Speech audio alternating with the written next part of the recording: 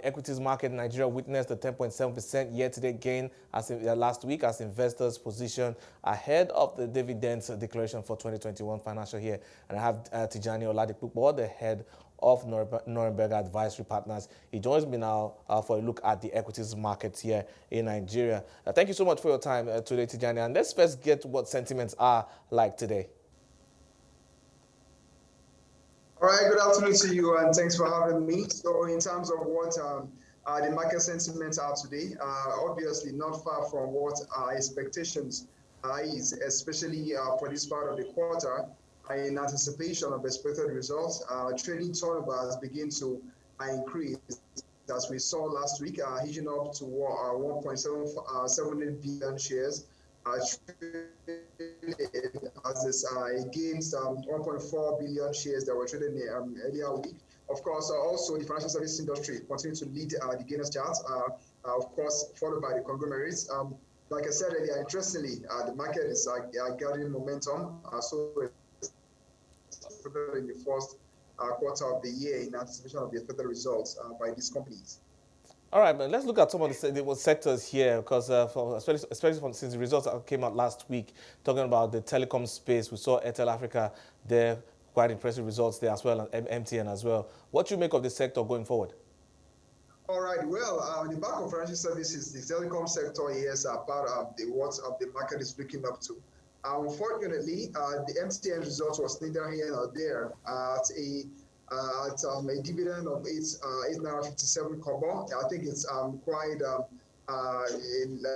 not up to what the market expectations are. That's about some 4.28 dividend yield. I think just like what we experienced last year, what I will feel is that the market will have expected more, even though we've seen the capital appreciation, and then of course on the back of its public offer, and the same also goes for years in that sector.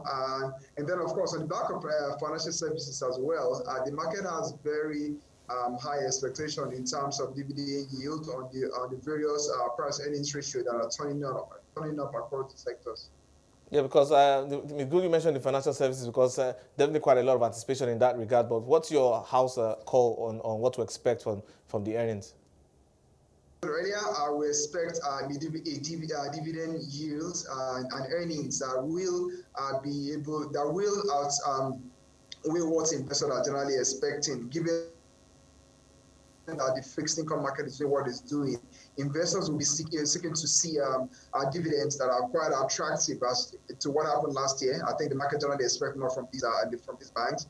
A number of them are doing far below the 9% point. The market is generally expecting that we have to have this funds in this segment. And of course, they need to do much more than what was experienced last year during the quarter. All right, last week the exchange had the market recap and outlook event. They're talking about what to expect there. For you, what would you say looking into this year is the biggest thing to expect? I know there's quite a lot in the works here. Yes, quite a number of them, both in the equities market and the fixed income market as well. The essence is clear about new products, services that will, motivate the market to have funds quite significant flowing back into the equities market. In terms of listing, it's quite clear. More companies will also come for listing.